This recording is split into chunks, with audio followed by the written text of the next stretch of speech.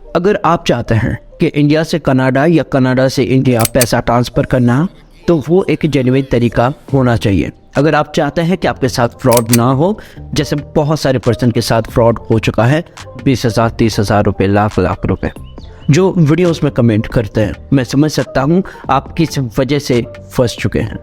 मैं आपको कुछ गाइडेंस देने वाला हूँ किस प्रकार से आप पैसे को सेंड कर सकते हैं और किस प्रकार से आपको नहीं सेंड करना है।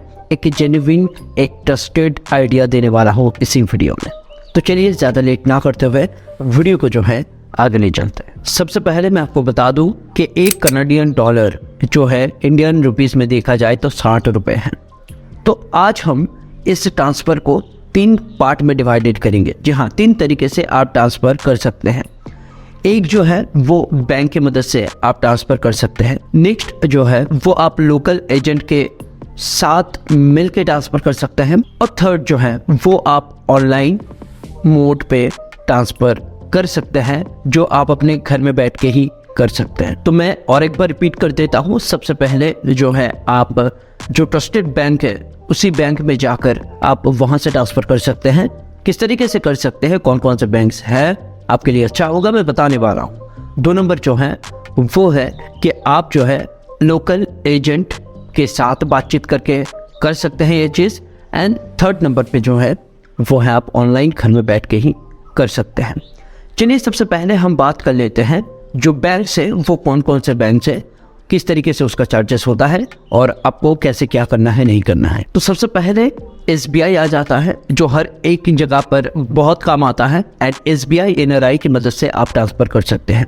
जी हाँ, सिर्फ आपको बैंक के साथ कांटेक्ट करना है और हर एक एरिया में जो है, अर्थात डिस्ट्रिक्ट में जो है एक फॉरेन एक्सचेंज बैंक होता है, तो उसमें दिक्कत लेने वाली बात नहीं है। तो आप SBI में जाकर कर सकते हैं।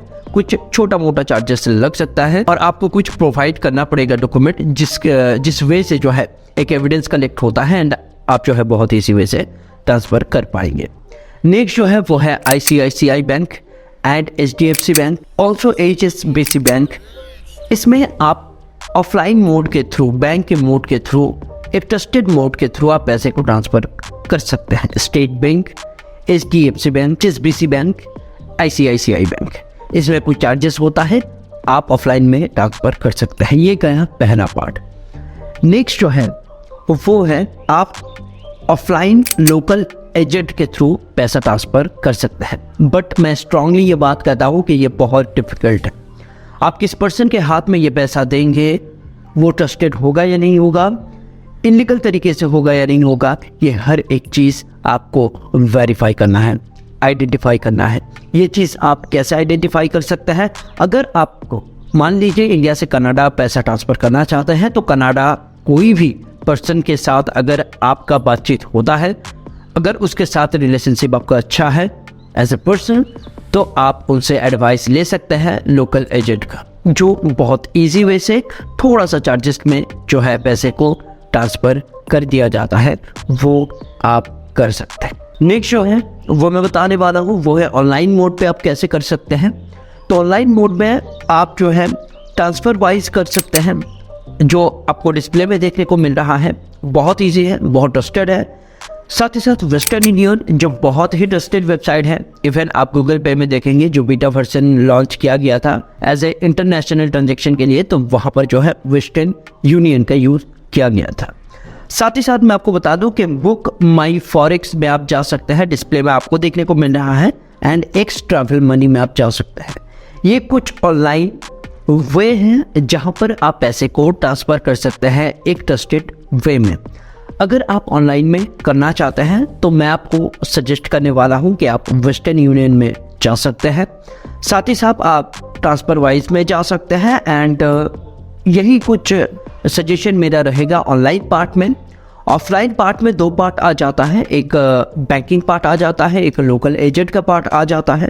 तो हम लोकल एजेंट में जो है आपको सपोर्ट नहीं करेंगे, आपको एडवाइस नहीं करेंगे, बट फिर भी अगर आप करना चाहते हैं तो मैंने एक रास्ता आपको बता दिया, कुछ इस वे से आप कर सकते हैं। ऑफलाइन मोड में मैं आपको सजेस्ट करूंगा जितने भी बैंक्स मैंने बताया, HDFC, ICICI bank, SBI bank आप इसमें जा सकते हैं, एक्सिस बैंक में भी आप जा सकते हैं, एक बार बात कर सकते हैं। तो कुछ इस बैंक्स में बात करके आप बहुत इजी वे से पैसे को ट्रांसफ़र कर सकते हैं। कंक्लूजन में जाते हैं, बहुत सारे पर्सन का पैसा फंस जाता है। वो क्यों फंस जाता है मैं आपको बता देता हूँ। देखिए, जब भी कोई ट्रस्टेड प्लेटफॉर्म में पैसा फंस जाता है, जैसे ऑनलाइन पार्ट में हम जाते हैं, तो वहाँ पर अगर आपका पैसा फंसता है, अगर रिसीव भी नहीं होता है और रिटर्न भी नहीं होता है, तो आपको जो है प्रॉपर कांटेक्ट करना पड़ता है। और हर एक वेबसाइट में आपको कांटेक्ट अस बोल के एक ऑप्शन देखने को मिलेगा, जहाँ पर आपको कांटेक्ट कर लेना है। कुछ इस प्रकार से आप कांटेक्ट करके विद इन 24 आवर्स के अंदर में आपको कुछ रिस्पॉन्स मिल जाता है।